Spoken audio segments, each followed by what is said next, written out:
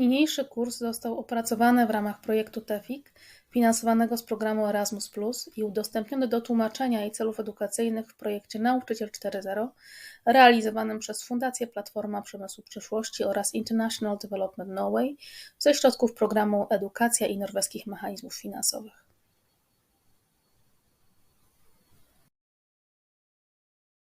Welcome to the 8th element in the TEFFIC series of pedagogical elements supporting the training for Industry 4.0.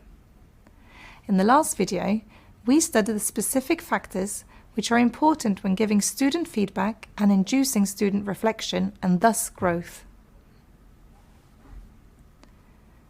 In this video, we will address the important factors for organising and supervising online learning.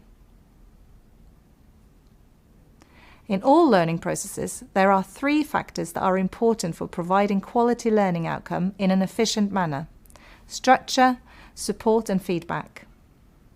These factors are even more important in online learning, and a great effort must be done to support them.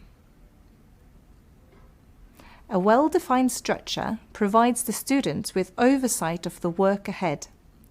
This must be provided on several levels by means of well-developed plans. An overall study plan with well-defined learning outcomes,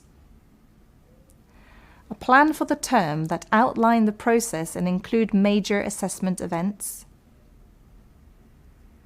a working plan that lay out the work in detail for each week of the term. There are several dynamic computer-based tools that can aid the communication of this plan, such as tools integrated in learning platforms like Moodle and Canvas, etc. Any deviations from the plan must be communicated to the students as early as possible.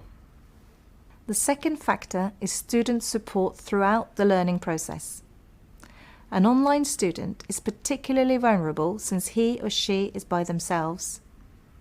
The educator responsible for the subject must normally take the supervisory role for the student in the respective discipline.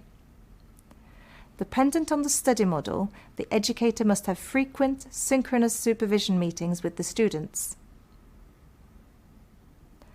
If the scope of the institution's online training is comprehensive, it has proved helpful to appoint a dedicated study advisor for the online students. The third important factor is feedback on the students' progress in the subject. This was studied in detail in the previous TEFFIC video, so we will limit the subject here to stress the time factor for providing feedback in online learning.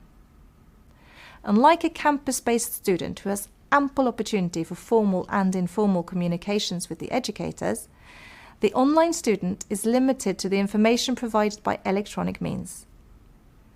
So, a swift feedback on work done and regular feedback on the progression will improve the conditions for learning quality and reduce the risk of dropping out. In online learning, there is an area of opportunities of electronic measurements for students' performance and behaviour.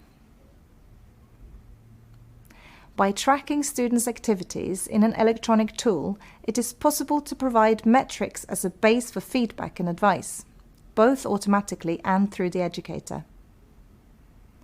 Some tools have this functionality integrated. To support the factors mentioned above, it is important to select the right tools.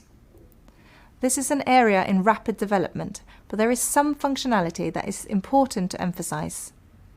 A good video conference system with the possibility to synchronous sharing of resources like documents and software interfaces, a well-structured repository of learning resources, and a system for supporting assessments.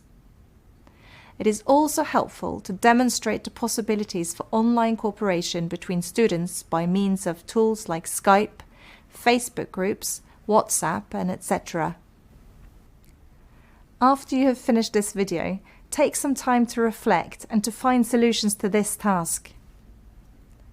Suggest 5 factors that are important when you design an online learning process. In our next TEFFIC video, we will take a look at blended learning.